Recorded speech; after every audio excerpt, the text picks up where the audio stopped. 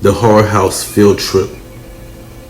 October 31st, 2008 was the worst night of my life.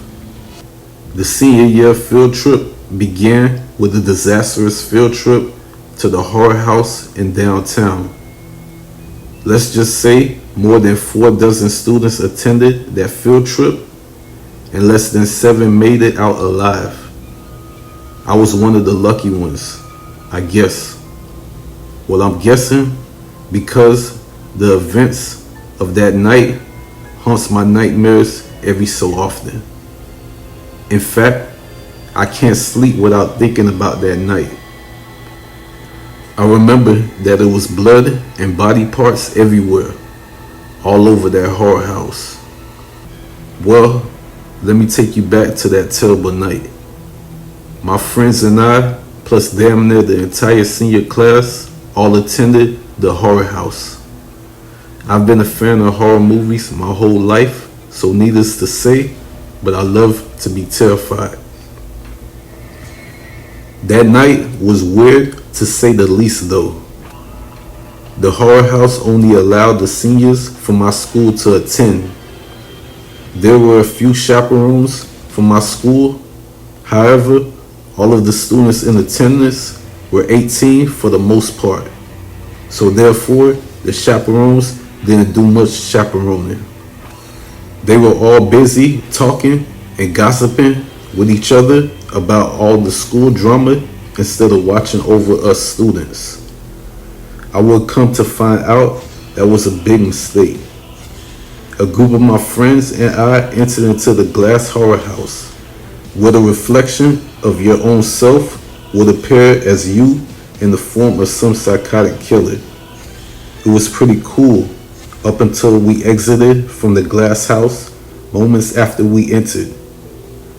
I remember distinctly that there were a couple of girls who entered into the glass house just seconds after we did, but I didn't spot neither one of them exiting from there even minutes after we exited. I remember chatting it up with my friends about who knows what, but for some reason my focus was aimed at the exit door of the glass horror house. I believe one of the girls who entered after us was a girl I had been crushing on for a very long time. I had made it up in my mind that I would ask her out the very moment she exited from the glass horror house, but she never did. Oh well, I thought to myself, it just wasn't meant to be. I just headed off with my friends to the terror abandoned house where the sounds of loud screams came from. Those loud screams were followed by complete silence, which wasn't weird at first until it kept happening over and over again as I made my way through that abandoned house. There were cheesy themed killers who popped up trying to scare us, but their costumes sucked. Their costumes were no good. It was beyond unimpressive. And then, as if things couldn't get any lamer, a guy in a sheet rushed up to us and slowly grabbed my friend Jesse. We all laughed at how pathetic the villain actually was, because even he struggled to pick her up.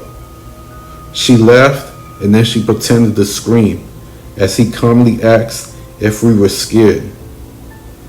We all just laughed in his face as he said he's going to show us what being scared truly looks like. We giggled even more as he rushed away up the stairs with Jesse hanging over his shoulders. We all kept laughing as Jesse blurted out sarcastically, "No, Mr. Ghostman, don't hurt me." He looked ridiculous in his sheet costume, but it was amusing to us all as we heard Jesse begin to scream as they went upstairs. Seconds later, silence took over the abandoned house as we looked at each other, waiting for Jessie to burst out laughing, but she never did. Instead, the man in the sheet began laughing as he tossed down Jessie's dead body down to the first floor right in front of us. We all freaked out and panicked in a hurry as the man revealed a large knife.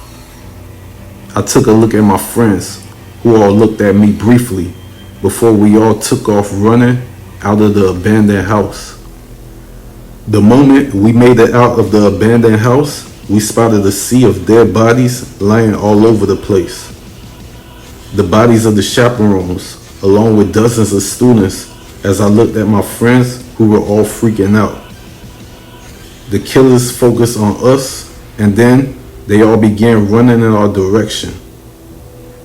I took off running, and so did my friends.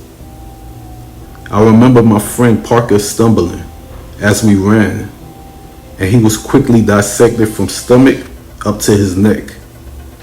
I wanted to save him, but if I stopped running, I too would have ended up just like him. My friends and I continued running all the way into the woods as we could hear the sounds of laughter behind us. The sound gradually faded away as we got closer and closer to the nearest gas station.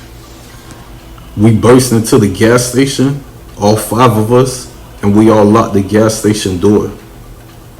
The police were called, but they didn't make it to the scene for nearly a half an hour.